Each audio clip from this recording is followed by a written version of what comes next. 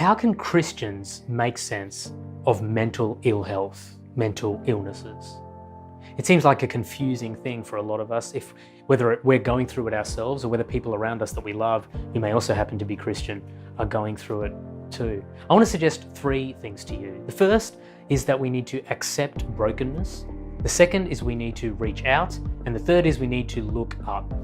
First of all, accepting brokenness. Marilyn Robinson, the Pulitzer Prize winning author, famously wrote in one of her novels that there are two realities that plague all of creation: my insufficiency to the world and the world's insufficiency to me. It doesn't matter how well I'm doing or how good my life is, there's always something deep down that I know is not quite right about myself.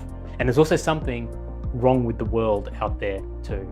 And because of these two realities that fit perfectly and summarize the Christian diagnosis of the world around us and the hearts within us, suffering is going to happen. That's the reason why there is suffering, because we are broken and our world is broken. Neither of them are quite as they should be and quite as they were designed to be.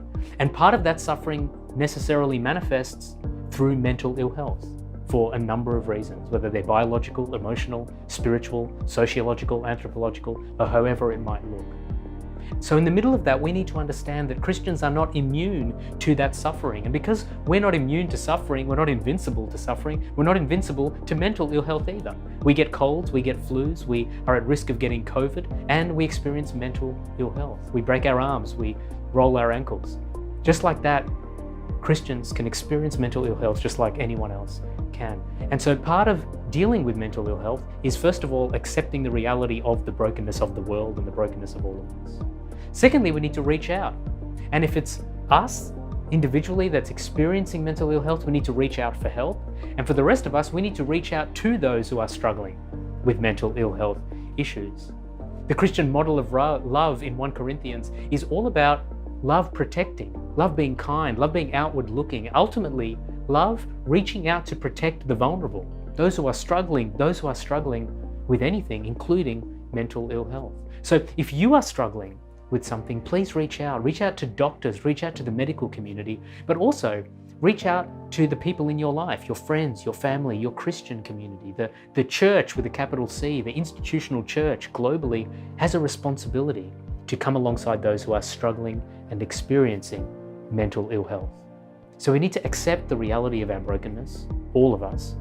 We need to reach out to those who need help, and if we need help, reach out for help. And thirdly, we need to look up.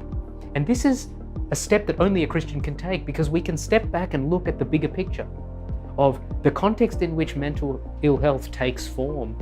Regardless of the suffering that comes with that, we know that we have a God who has defeated suffering.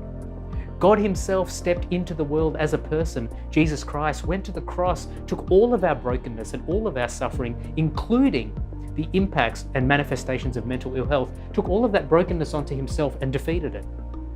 And so through a relationship with Jesus, we can experience comfort and strength through the struggles of mental ill health, and we can be promised and rest assured of an eternal future where there is no more suffering at all, including the absence of mental ill health.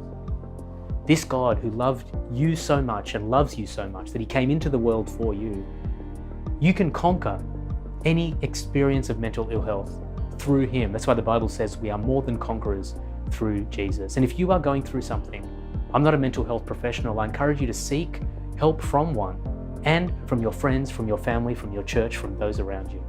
But know in the midst of all of that, that you are wonderfully made, that you are God's masterpiece, that he wants life for you and life to the full, and that he is calling you by name. God bless.